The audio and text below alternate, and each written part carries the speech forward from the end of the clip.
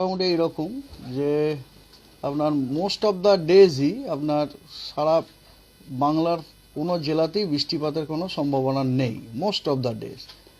আজকে খালি প্রথম দিন আপনার উত্তরবঙ্গের দার্জিলিং এবং কালিম্পং এই দুই জেলাতে বিক্ষিপ্তভাবে দু এক জায়গায় হালকা বৃষ্টির সম্ভাবনা রয়েছে। তারপরে আপনার 31 তারিখ থেকে শুরু করে 3 তারিখ পর্যন্ত এই কদিন পশ্চিমবঙ্গের কোনো জেলাতেই কোথাও কোনো বৃষ্টির সম্ভাবনা নেই, প্রধানত শুষ্ক আবহাওয়া।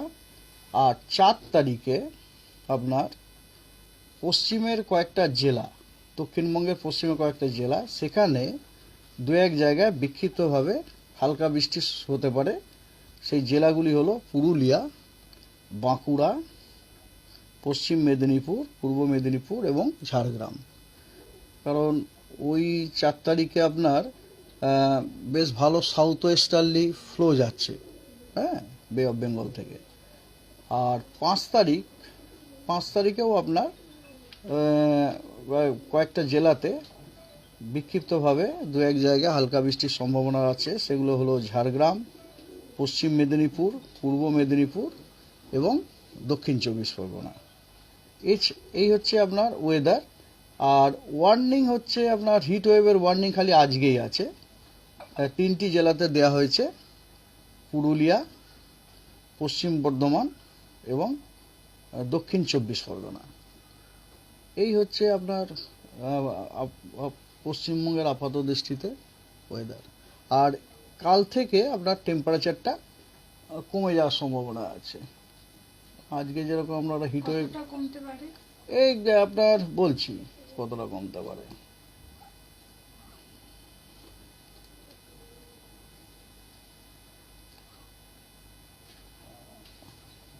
অ্যাটলিস্ট বাড়বে না, নো লার্জ চেঞ্জ আছে, বাড়বে না আপনার।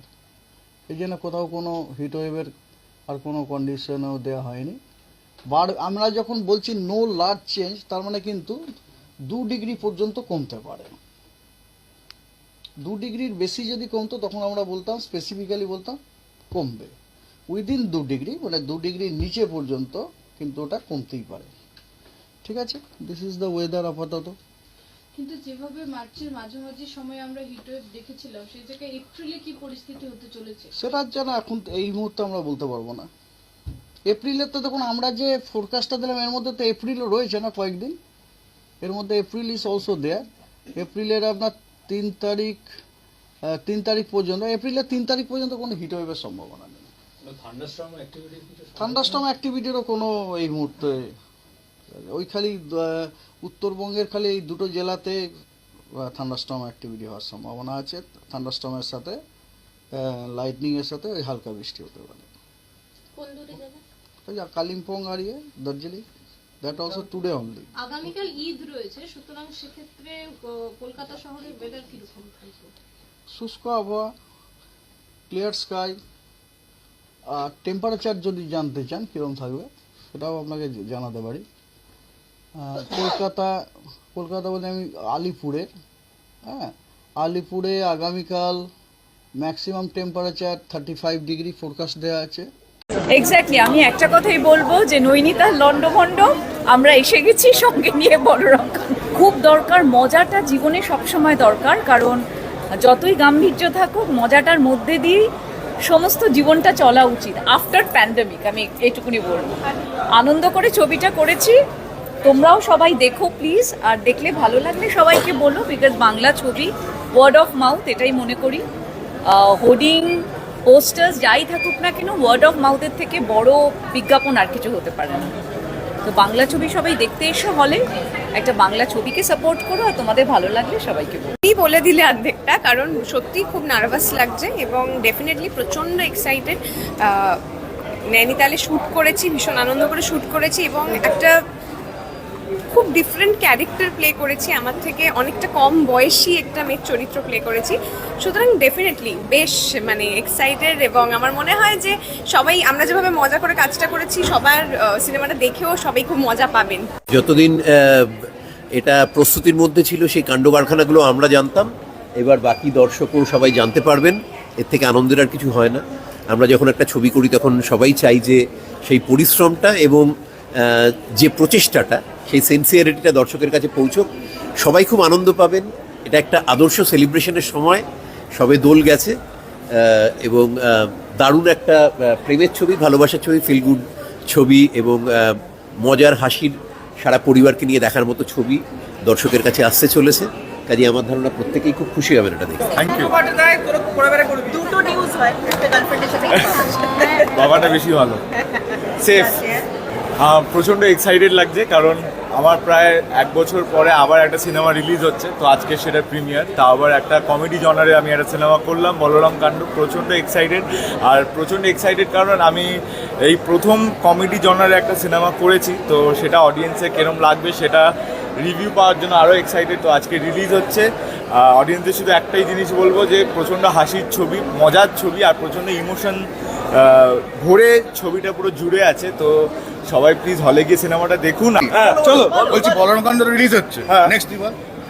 তারপর সবাইকে হু হু হি হা হা করে হাসতে হবে, হাসি পাবে এমনি থেকে হাসি পাবে। স্পেশালি এই লোকটার জন্য আরো হাসতে হবে এসে, মানে গব্বর সিং। হাসি না পেলে হাসতে হবে কিন্তু। গব্বর সিং অনেক বাজারে কমেডি সিনেমা বেরোচ্ছে জমজমাট, হ্যাঁ সবাই Family মিলে comedy। আসুন, একদম ফ্যামিলি কমেডি। সবাই মিলে আসুন, হলে আসুন, আনন্দ করে দেখুন, মজা লাগবে। আর হ্যাঁ হাসতে হবে কিন্তু, আপাতত বাংলা সিনেমার সাথে হাসুন। ঠিক আছে। ছবির প্রিমিয়ার বলতে বিয়েবাড়ি, এবং বিয়েবাড়ি নিয়েই ছবি।